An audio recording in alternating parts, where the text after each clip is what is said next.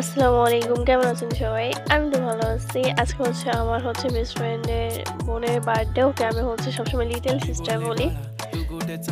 So আমি তো সবসময় অলস কোনো ভিডিওই করি না। এখন তো খুবই ছোট একটা ভিডিও।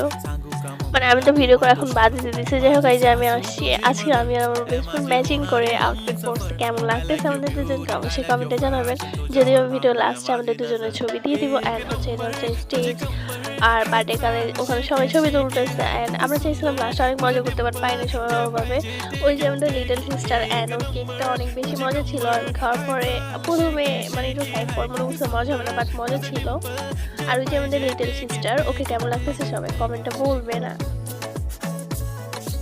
এখানে আমার আরো একটা ফ্রেন্ড এই যে ও পিঙ্ক কালার ভিতরে জামা পড়ছে আমরা তিনজনের ম্যাচিং আর এটা হচ্ছে বার্থডে কালার। আম্মু আন্টিকে অনেক বেশি সুন্দর লাগতেছিল আর এখানে একটু চিনি দিছিল নাকি আই থিঙ্ক আমি জানি না যে কোনো মনেও নেই।